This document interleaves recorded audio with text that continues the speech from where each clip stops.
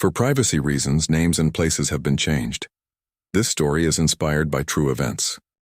On Sunday, September 12, 1993, 6-year-old Emma Rose Carter vanished without a trace from Grace Methodist Church in Hickory, North Carolina.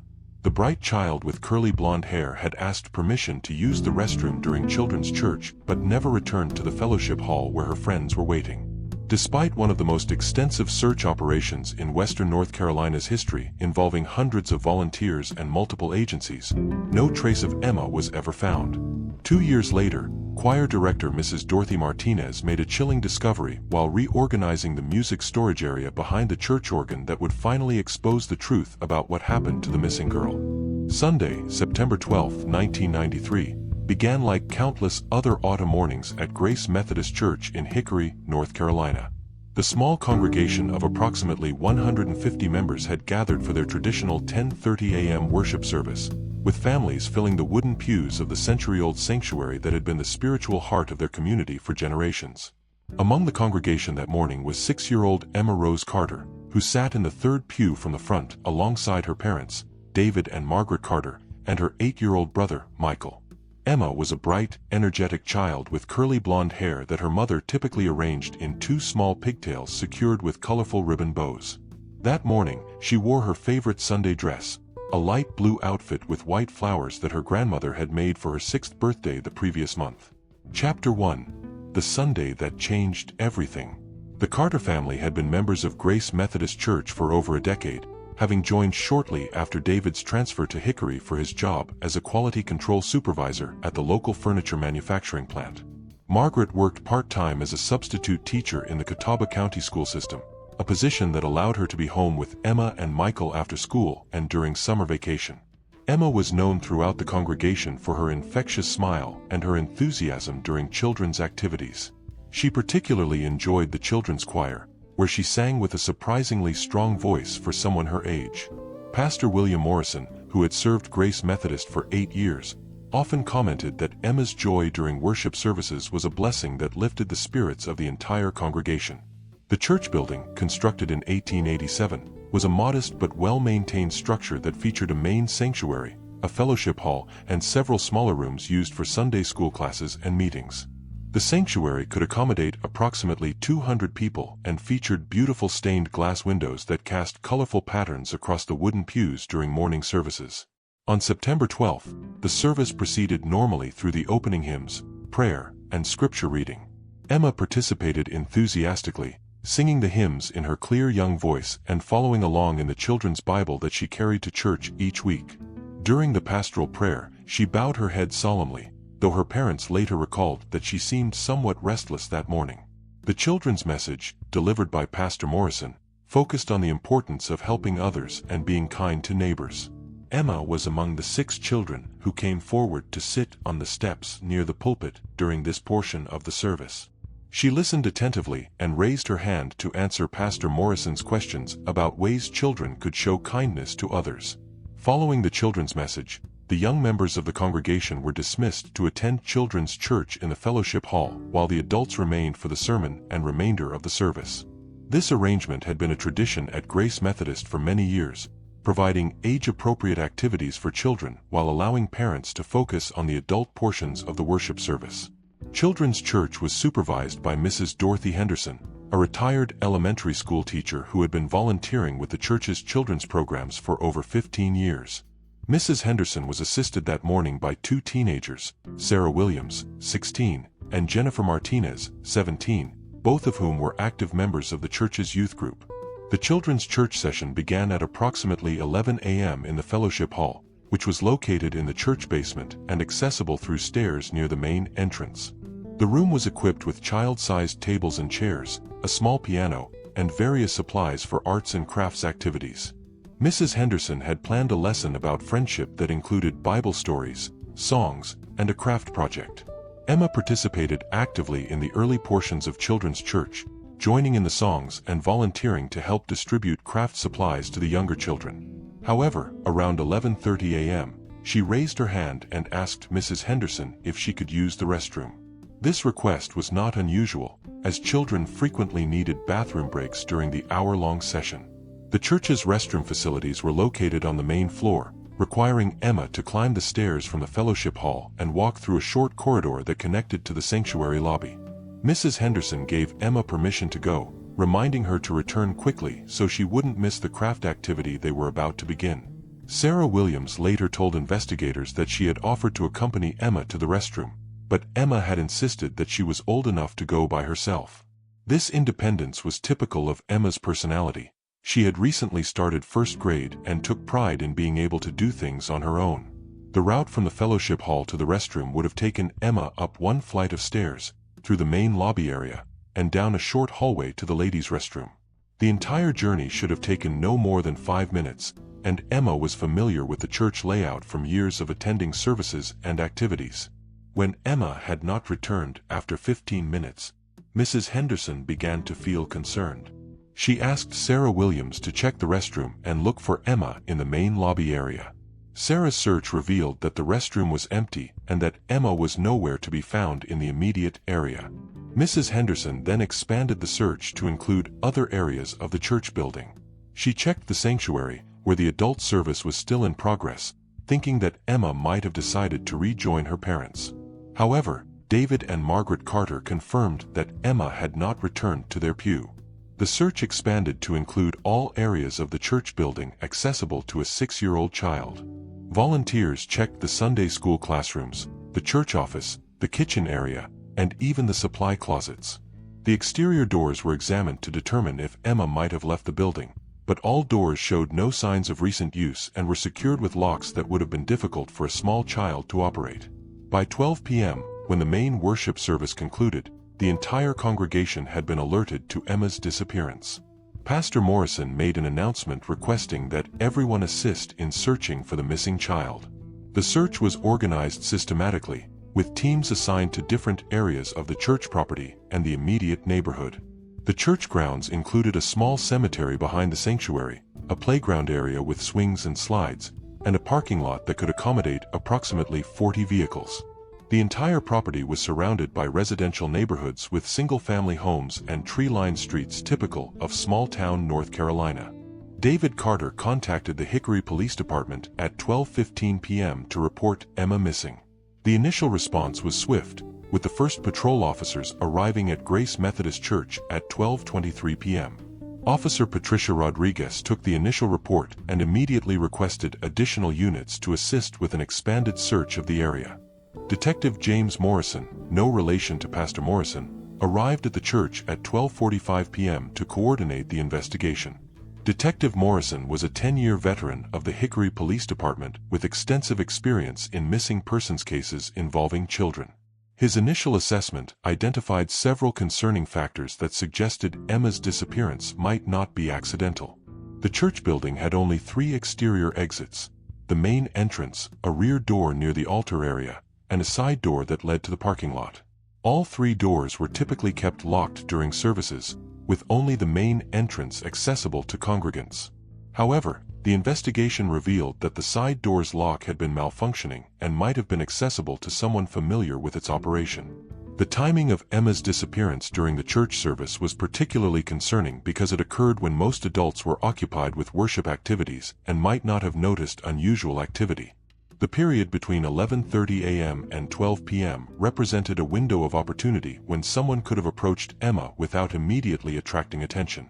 Detective Morrison established a command post in the church fellowship hall and began conducting systematic interviews with all congregation members who had been present during the service.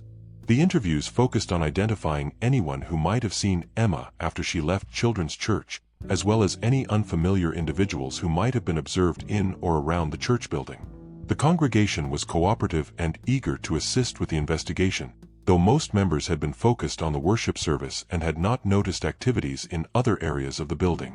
However, several individuals provided information that would prove significant to the investigation. Mrs. Eleanor Patterson, who sat near the back of the sanctuary, reported that she had seen a man she didn't recognize standing in the lobby area around 11:45 a.m. She described him as middle-aged with dark hair, wearing a blue shirt and dark pants. However, her description was general enough that it could have applied to many individuals. More specifically, choir member Robert Kim stated that he had left the sanctuary briefly around 11:40 a.m. to retrieve sheet music from the choir room. During this trip, he had observed the side door standing slightly ajar, which was unusual because it was typically kept locked during services. However, he had not seen anyone in the area and had assumed that someone had propped the door open for ventilation. The investigation expanded to include the surrounding neighborhood, with officers conducting door-to-door canvasses to identify anyone who might have seen suspicious activity near the church. The residential area around Grace Methodist was quiet and established, with many longtime residents who were familiar with the normal patterns of activity in the neighborhood. One neighbor, Mrs. Dorothy Chen, who lived directly across the street from the church, reported that she had observed a dark-colored sedan parked on the street near the church around 11:30 a.m. The vehicle had not been there when she had looked out her window earlier in the morning, and it was gone when she checked again after 12:30 p.m.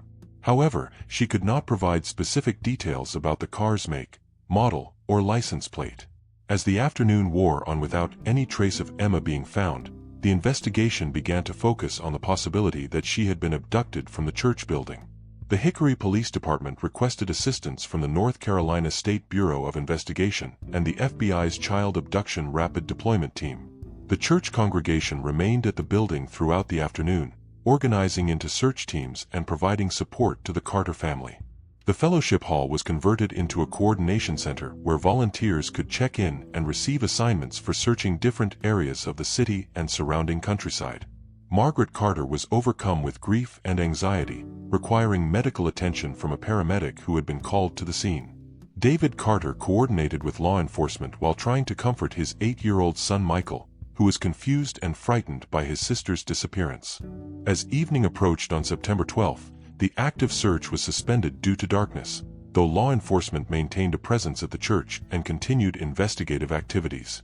Emma Carter had vanished without a trace from what should have been one of the safest places in her young life, leaving her family and community devastated and searching for answers that seemed increasingly elusive.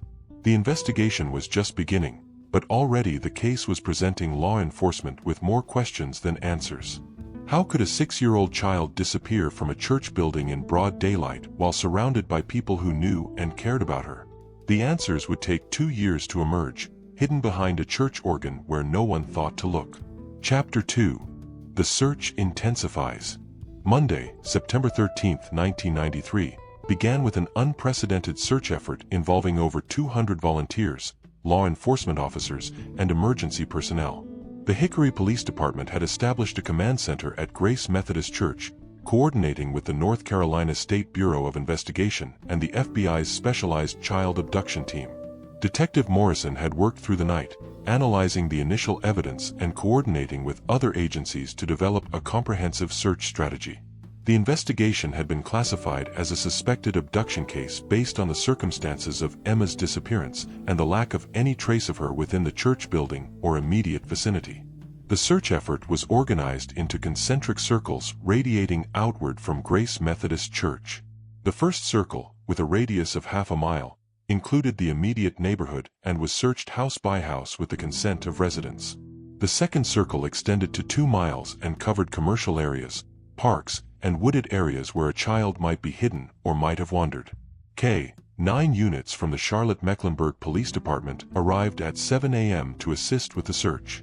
The dogs were given Emma's scent from clothing items provided by her parents and were deployed to track any possible route she might have taken from the church building.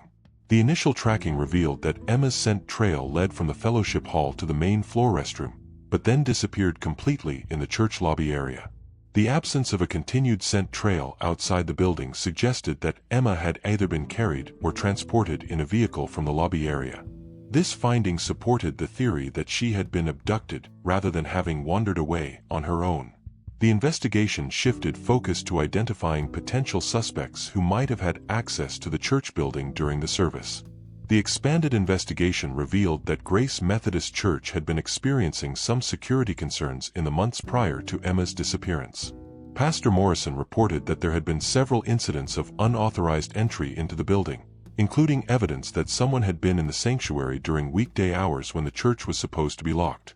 Additionally, the church had been dealing with a homeless individual who had been seeking shelter in the building during cold weather. While the congregation had been sympathetic to the man's needs and had provided assistance through their outreach programs, his unpredictable behavior had raised some safety concerns among church members. The investigation team conducted extensive background checks on all church employees, volunteers, and regular attendees. This process included interviews, criminal history checks, and verification of alibis for the time period when Emma disappeared.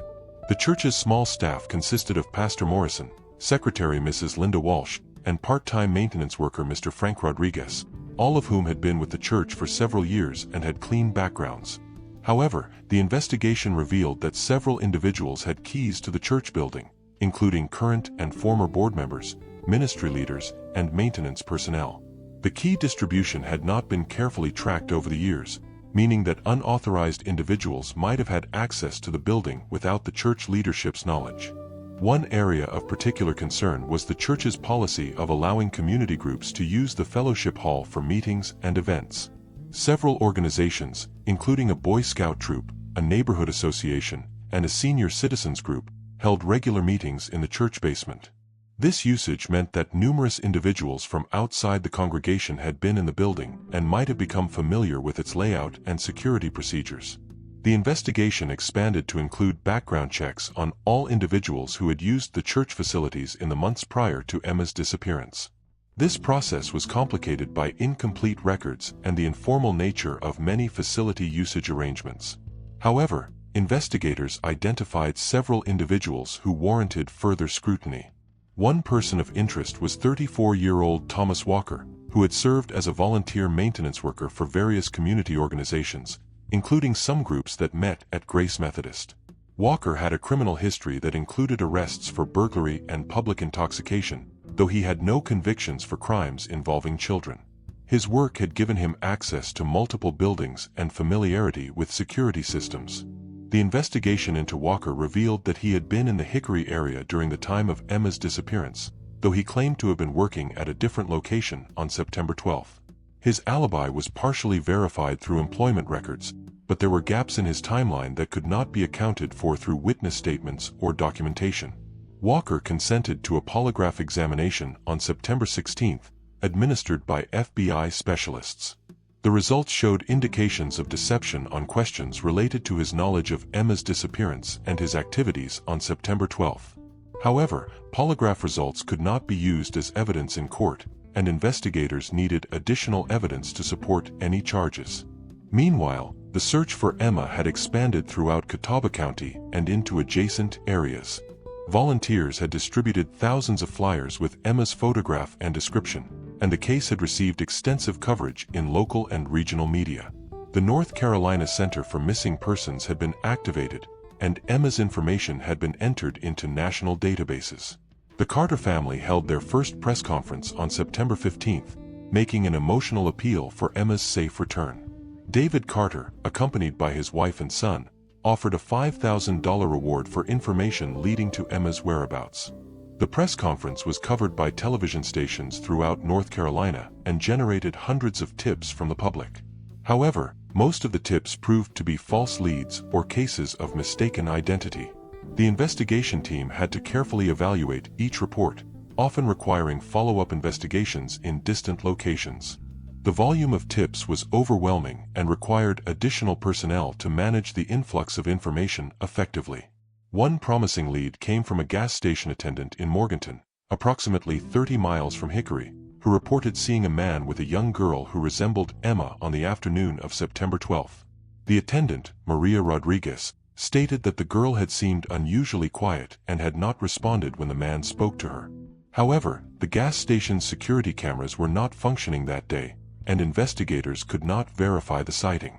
Another significant lead came from a teacher at an elementary school in Lenoir who reported that a man had been observed taking photographs of children on the playground during recess periods in the weeks prior to Emma's disappearance. The man had claimed to be a freelance photographer documenting childhood activities for a magazine, but school officials had become suspicious when he could not provide credentials or contact information for the publication. The investigation into the photographer reports revealed that similar incidents had been reported at several schools throughout the region. The pattern suggested that someone might have been conducting surveillance of children for predatory purposes. However, investigators were unable to obtain clear photographs or detailed descriptions of the individual involved. The FBI's Behavioral Analysis Unit was consulted to develop a psychological profile of Emma's probable abductor. The profile suggested that the perpetrator was likely a white male between 25 and 45 years old who was familiar with the church and its routines. The ability to approach Emma without arousing suspicion suggested that he appeared trustworthy and might have had legitimate reasons to be in the church building. The profile also indicated that the abductor had probably planned the crime in advance and had conducted surveillance of the church and its activities. The timing of the abduction during the worship service suggested knowledge of the church's schedule and the opportunity created when children were separated from their parents during children's church. As September ended, the investigation had generated over 400 tips and had involved interviews with more than 150 individuals. Despite the extensive effort, no substantial progress had been made in determining Emma's whereabouts or identifying her abductor. The case was beginning to show signs of becoming a long-term investigation with diminishing prospects for a quick resolution. The impact on the Grace Methodist Church congregation had been profound. Attendance at worship services had declined as parents became fearful about their children's safety. The church had implemented new security measures, including locked doors during services and mandatory supervision for all children's activities. Pastor Morrison had struggled to provide spiritual guidance and comfort to his congregation while dealing with his own guilt and questions about how such a tragedy could occur in their church. Several families had transferred their membership to other congregations, and the close-knit community that had characterized Grace Methodist for generations had been shattered by Emma's disappearance. The Carter family had been forced to take leave from their jobs to participate in the search efforts and coordinate with law enforcement. The stress had taken a toll on their marriage and their ability to care for their son Michael, who was exhibiting signs of trauma and anxiety related to his sister's disappearance.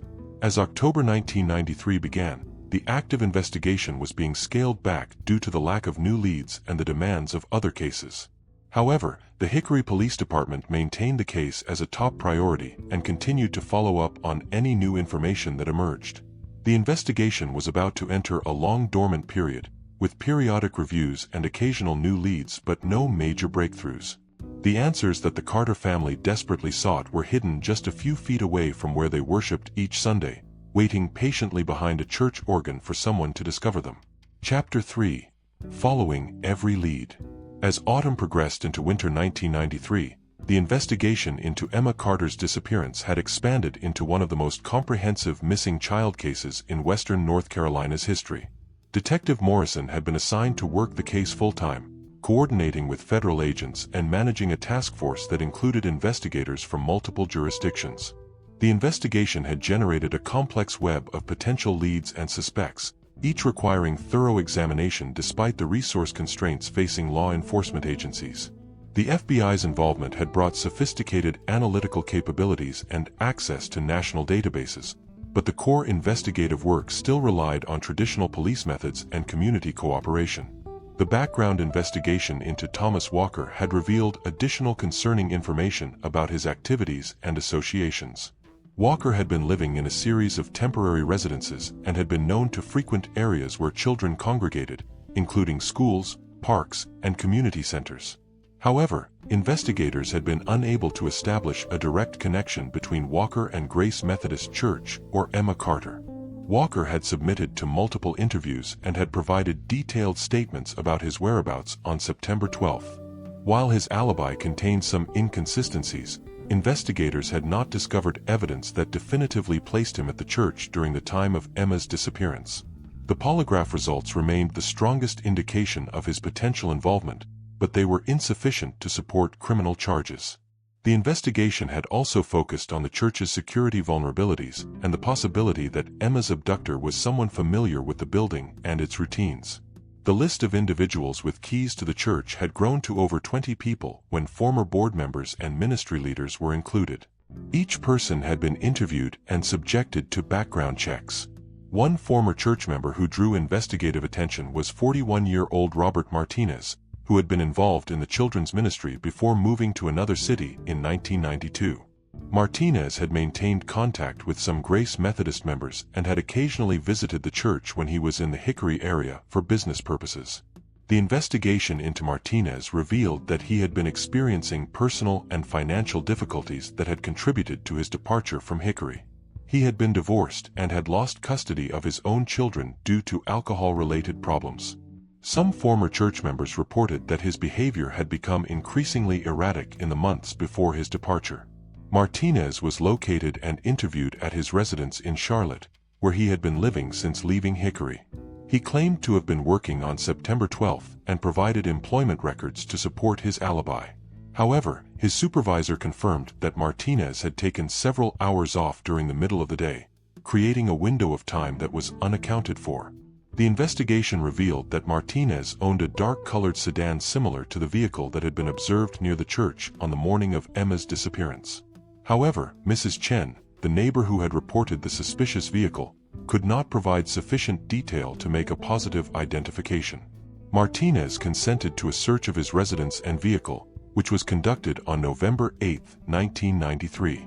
The search revealed no physical evidence related to Emma's disappearance, though investigators found several items that raised additional questions. Martinez possessed children's clothing that he claimed belonged to his own children, though he had been denied visitation rights and had no legitimate reason to have the items. Despite the suspicious circumstances surrounding Martinez, investigators could not develop sufficient evidence to support charges related to Emma's disappearance. He remained a person of interest in the case, but the investigation continued to pursue other potential leads and suspects. The FBI's analysis had identified several other missing children cases in North Carolina and adjacent states that might be connected to Emma's disappearance. The cases shared common elements: children between the ages of 5 and 8 who had disappeared from public places during daylight hours, often while separated from their parents or guardians for brief periods. The potential pattern included the case of 7-year-old Michael Thompson, who had vanished from a shopping mall in Asheville in May 1993, and 6-year-old Sarah Rodriguez, who had disappeared from a community festival in Winston-Salem in July 1993. While the cases had been investigated separately, the FBI analysis suggested that they might be the work of a single perpetrator. However, the connection between the cases remained speculative, as no physical evidence or witness statements definitively linked them. The investigation continued to focus primarily on Emma's case while maintaining awareness of the potential broader pattern. The search for Emma had continued throughout the fall, with volunteers conducting systematic searches of wooded areas, abandoned buildings, and waterways throughout Catawba County. The North Carolina National Guard had provided helicopter support for aerial reconnaissance, and specialized teams had searched caves and other remote locations where a child might be hidden. The searches had covered over 500 square miles of terrain and had involved hundreds of volunteers, but no trace of Emma had been found. The lack of physical evidence was frustrating for investigators and devastating for the Carter family, who continued to hope that their daughter might be found alive. The case had received national attention when it was featured on the television program America's Most Wanted in December 1993. The broadcast included interviews with the Carter family and Detective Morrison, along with detailed information about the circumstances of Emma's disappearance and descriptions of potential suspects. The television coverage generated over 300 new tips from viewers across the country, requiring extensive follow-up investigation. Most of the tips proved to be cases of mistaken identity or unrelated information, but several led to the investigation of additional potential suspects and the discovery of other missing children cases that might be related. One viewer from Tennessee reported that a man matching Thomas Walker's description had been seen with a young girl at a truck stop near Knoxville in late September 1993. The investigation into this sighting revealed that Walker had indeed been in the Tennessee area during that time period, though he claimed to have been working on a construction project and provided documentation to support his statement. Another viewer from Virginia reported that she had seen a girl who resembled Emma at a rest area near Richmond in October 1993. The girl had been with a man who appeared to be her father, but something about their interaction had seemed unusual to the observer. However, investigators were unable to verify this sighting or identify the individuals involved. The television broadcast had also resulted in increased scrutiny of Robert Martinez, when a former co-worker called the tip line to report concerns about his behavior around children. The co-worker stated that Martinez had made inappropriate comments about young girls and had been observed taking photographs of children at company picnics and other events. This information prompted investigators to obtain a warrant to search Martinez's computer and photographic equipment. The search revealed a collection of photographs of children, including some that appear to have been taken without the subject's knowledge at public events and locations. However, none of the photographs showed Emma Carter, and Martinez maintained that his photography was an innocent hobby. As 1993 ended, the investigation had consumed thousands of hours of investigative time and had cost taxpayers hundreds of thousands of dollars. Despite the extensive effort, Emma remained missing and no arrests had been made in connection with her disappearance. The Carter family had established a foundation to support other families of missing children and to advocate for improved law enforcement procedures. The foundation had raised over $30,000 by the end of 1993, providing assistance to law enforcement agencies and support services for affected families. The impact of Emma's disappearance had extended far beyond her immediate family and church congregation. Schools throughout the region had implemented enhanced security measures, and parents had become much more protective of their children's activities and movements. The case had fundamentally changed how the community thought about child safety and the vulnerabilities that existed even in the most trusted environments.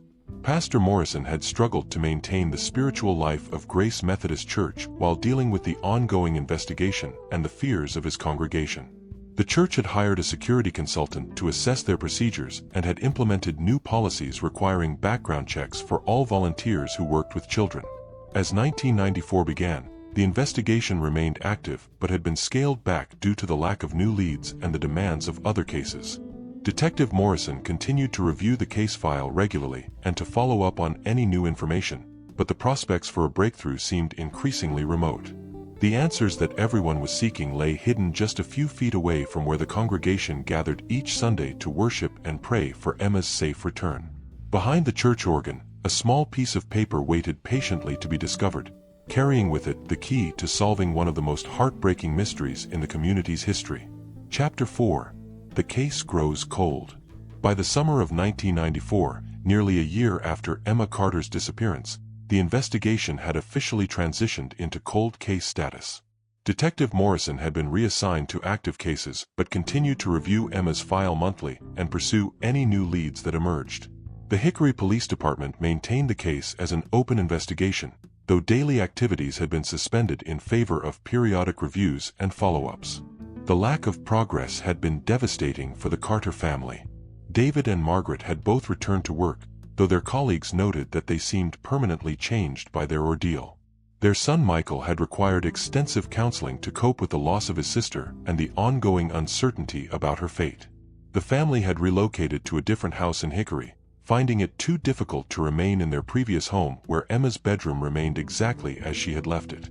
The new residence was smaller and more modest, reflecting the financial strain that had resulted from their extended absence from work and the costs associated with the search efforts. Grace Methodist Church had also been profoundly affected by Emma's disappearance. Attendance had declined significantly, with many families choosing to worship elsewhere due to safety concerns and painful memories associated with the building. Pastor Morrison had considered resigning from his position but had ultimately decided to remain and help the congregation heal from their collective trauma. The church had implemented comprehensive security measures, including locked doors during all services and activities, mandatory background checks for all volunteers, and constant adult supervision for children's programs. The fellowship hall where Emma had attended children's church was no longer used for activities involving minors, and the children's programs had been moved to the main sanctuary where parents could maintain visual contact with their children. The investigation had identified several persons of interest but had been unable to develop sufficient evidence to bring charges against any of them. Thomas Walker remained under periodic surveillance, though his activities had not provided any additional evidence of involvement in Emma's disappearance. Robert Martinez had moved to another state and had minimal contact with anyone in the Hickory area. The FBI's analysis of potential connections to other missing children cases had been inconclusive. While some similarities existed between Emma's case and other disappearances throughout the region, investigators had been unable to establish definitive links. The investigation continued to be treated as an isolated incident rather than part of a broader pattern. The case had generated extensive media coverage and public awareness, but the attention had gradually diminished as time passed without new developments. The television broadcasts and newspaper articles had produced hundreds of tips, but none had resulted in significant breakthroughs or the recovery of Emma. The North Carolina Center for Missing Persons had maintained Emma's case as an active priority and had distributed her photograph and information to law enforcement agencies throughout the United States. However, despite numerous reported sightings and investigations, no verified evidence of Emma's whereabouts had been discovered. In September 1994, on the first anniversary of Emma's disappearance, Grace Methodist Church held a memorial service that was attended by over 300 people from throughout the community. The service was designed to honor Emma's memory while providing an opportunity for collective grieving and healing. Pastor Morrison delivered a sermon about faith in times of uncertainty and the importance of maintaining hope even when answers seemed impossible to find. The congregation sang Emma's favorite hymns and shared memories of her infectious smile and enthusiastic participation in church activities.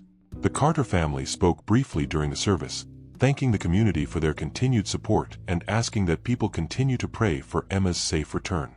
Margaret Carter read a poem she had written about her daughter, expressing both her grief and her determination to never stop searching for answers. The memorial service was covered by local media and generated renewed interest in the case. Several new tips were received in the days following the service, though none provided significant new information. The attention did result in additional donations to the Carter Family Foundation and renewed volunteer efforts to assist with ongoing search activities. As 1994 progressed into 1995, the investigation had essentially reached a standstill. The original task force had been disbanded, and responsibility for the case had returned to the Hickory Police Department's regular detective division. Detective Morrison continued to review the file and pursue any new leads, but the frequency of new developments had declined dramatically. The case had become part of law enforcement training programs throughout North Carolina, used as an example of the challenges involved in investigating child abduction cases and the importance of immediate response and resource coordination. The investigation had also influenced changes in procedures for handling missing children cases and had contributed to improved coordination between local and federal agencies. The Grace Methodist Church congregation had slowly begun to rebuild their sense of community and safety. New families had joined the church, and some former members had returned after implementing enhanced security measures. The children's programs had been re-established with new protocols and supervision requirements. However, the shadow of Emma's disappearance continued to affect the church and the broader community. Parents remained more vigilant about their children's activities and whereabouts, and the case had become a constant reminder of the vulnerabilities that existed even in the most trusted environments. Pastor Morrison had developed a new ministry focused on supporting families affected by trauma and loss. He had received specialized training in grief counseling and had established support groups for families dealing with missing children and other tragic circumstances. The church had become a resource for other congregations facing similar challenges. As 1995 began, 2 years after Emma's disappearance, the case seemed increasingly unlikely to be resolved. The Carter family had learned to live with uncertainty while maintaining hope that someday they would learn what had happened to their daughter. The investigation remained open, but active efforts had been minimal for months. The church building itself had been thoroughly searched multiple times during the investigation, with law enforcement and volunteers examining every room, closet, and storage area. However, some areas of the old building were difficult to access and had received only cursory attention during the intensive search efforts. One such area was the space behind the church organ, a narrow gap between the instrument and the sanctuary wall that was used primarily for storage of sheet music and seasonal decorations. The space was accessed through a small door that was typically kept locked, and few people had reason to enter the area regularly. Mrs. Dorothy Martinez, who had served as the church's choir director for over 12 years, was one of the few individuals who regularly accessed the storage area behind the organ. She was responsible for maintaining the church's collection of sheet music and coordinating the musical elements of worship services. However, Mrs. Martinez had been on extended medical leave during much of 1994 and early 1995 due to health problems that required surgery and a lengthy recovery period. During her absence, the church's music program had been managed by volunteers who had limited familiarity with the storage systems and organization that Mrs. Martinez had developed over her years of service. The area behind the organ had essentially been undisturbed for nearly 2 years, serving as a time capsule that held secrets waiting to be discovered by the right person at the right time. Those secrets would soon emerge to shed new light on Emma Carter's disappearance and provide the breakthrough that investigators had been seeking for so long. Chapter 5. The Discovery Behind the Organ. March 18, 1995. 1 year and 6 months after Emma Carter vanished from Grace Methodist Church, choir director Mrs. Dorothy Martinez was preparing for her first Sunday back after an extended medical leave. Martinez, now 58 years old, had undergone surgery for a serious illness and had spent months recovering at home while volunteers managed the church's music program in her absence.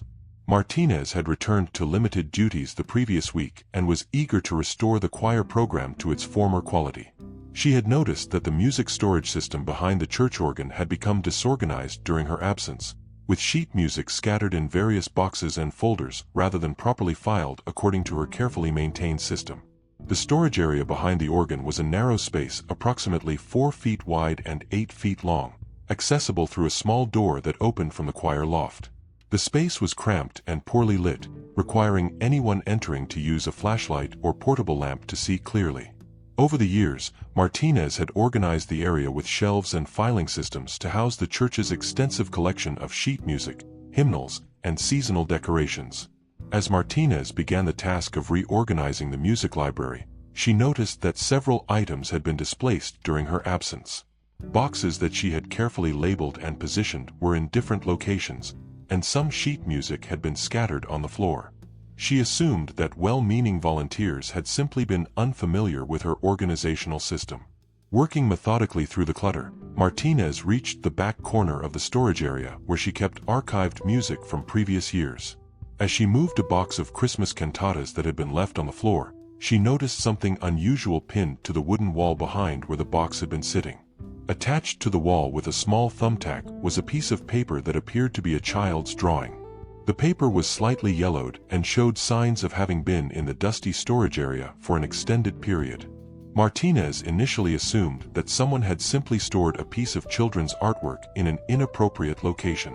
However, as she examined the drawing more closely with her flashlight, Martinez realized that it contained disturbing content that seemed out of place in a church storage area. The drawing appeared to show a stick figure representation of a small person inside what looked like a box or confined space, with larger figures standing nearby. Martinez carefully removed the drawing from the wall, noting that it had been deliberately pinned in a location where it would not be easily visible unless someone was working in that specific corner of the storage area. The thumbtack was not rusty or corroded, suggesting that the drawing had not been there for many years. Most significantly, in the bottom corner of the drawing, written in crayon in a child's handwriting, were the letters EMMA. Martinez immediately recognized the potential significance of her discovery, as Emma Carter's disappearance remained a constant presence in the thoughts and prayers of the Grace Methodist congregation. Martinez carefully preserved the drawing and immediately contacted Pastor Morrison, who was in his office preparing for the upcoming worship service. Pastor Morrison examined the drawing and agreed that it warranted immediate attention from law enforcement, given its potential connection to Emma's case. Pastor Morrison contacted the Hickory Police Department at 10:45 a.m., requesting that Detective Morrison, no relation, be notified of the discovery. Detective Morrison was not on duty that Sunday morning, but the dispatcher reached him at home and he agreed to come to the church immediately to examine the evidence. Detective Morrison arrived at Grace Methodist Church at 11:30 a.m., accompanied by Evidence Technician Officer Patricia Rodriguez. The church service was already in progress, so the investigators were able to examine the storage area without disrupting worship activities. Martinez guided them to the exact location where she had found the drawing. The initial examination of the drawing revealed several significant details.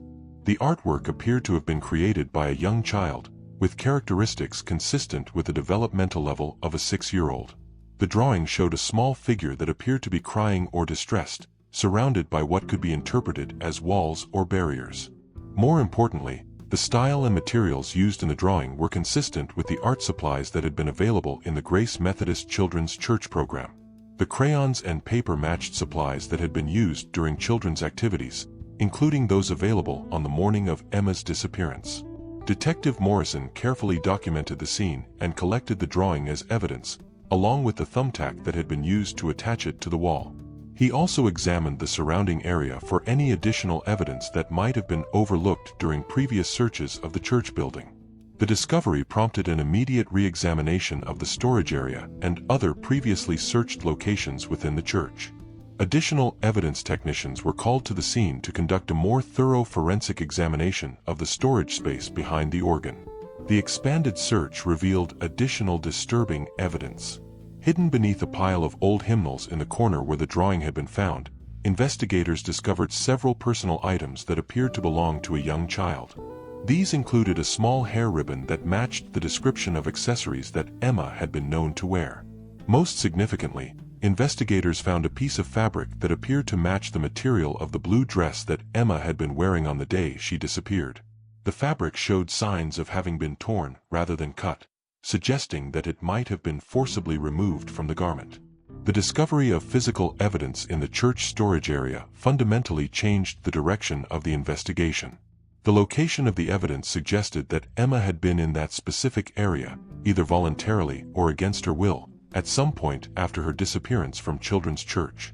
Detective Morrison immediately contacted the North Carolina State Bureau of Investigation and the FBI to request specialized forensic analysis of the evidence. The drawing and physical items were transported to the State Crime Laboratory for comprehensive examination, including DNA analysis and handwriting comparison. The investigation team began developing theories about how Emma might have ended up in the storage area behind the organ. The space was not easily accessible to someone unfamiliar with the church layout, suggesting that her abductor had detailed knowledge of the building and its hidden areas. The storage area provided an ideal hiding place for someone who wanted to conceal a child within the church building during the immediate search that had followed Emma's disappearance. The location was isolated, rarely accessed, and would have muffled any sounds that might have attracted attention. However, the discovery also raised disturbing questions about the timeline of Emma's disappearance and the possibility that she had remained in the church building longer than investigators had initially believed. If Emma had been hidden in the storage area, it suggested that her abductor had been present during the search efforts and had knowledge of law enforcement procedures.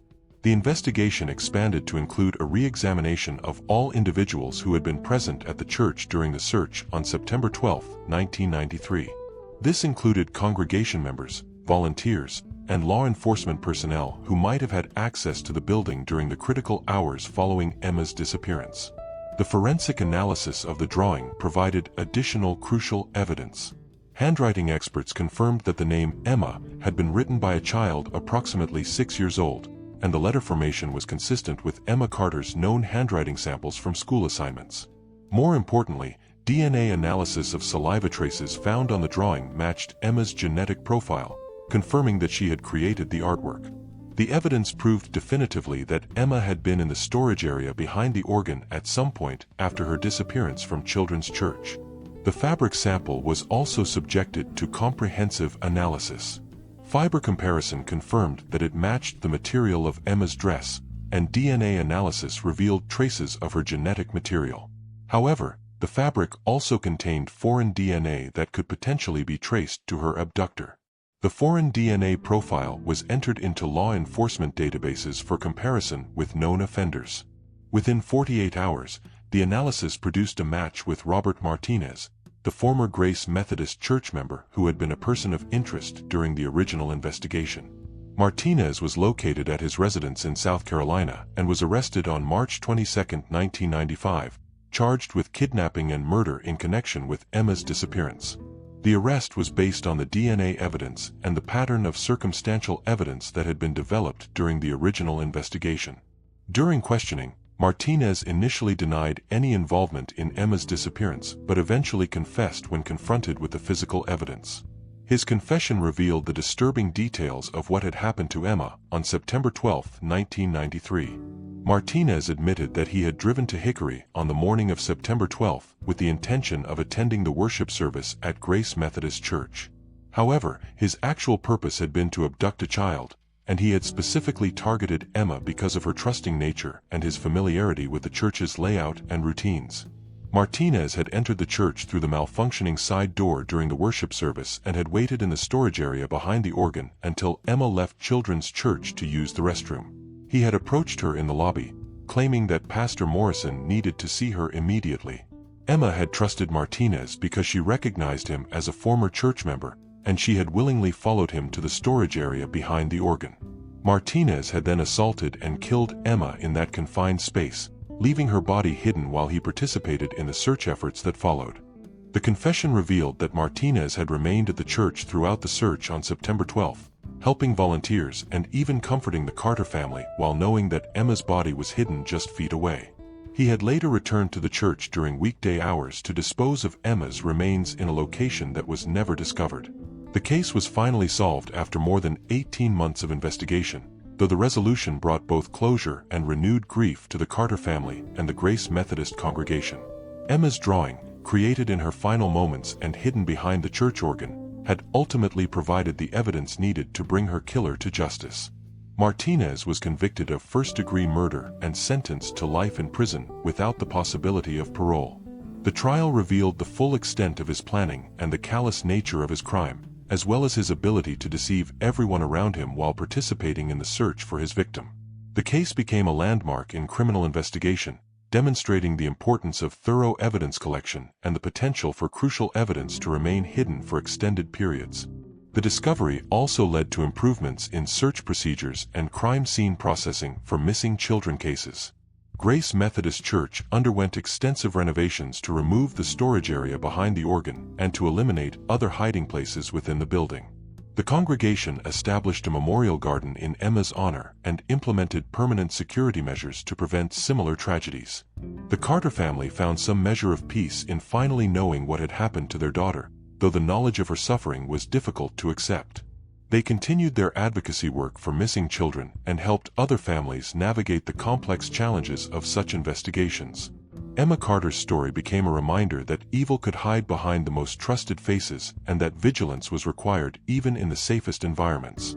Her final drawing, a desperate message from a child in her darkest hour, had ultimately ensured that her killer faced justice and that her memory would be preserved in the hearts of those who loved her.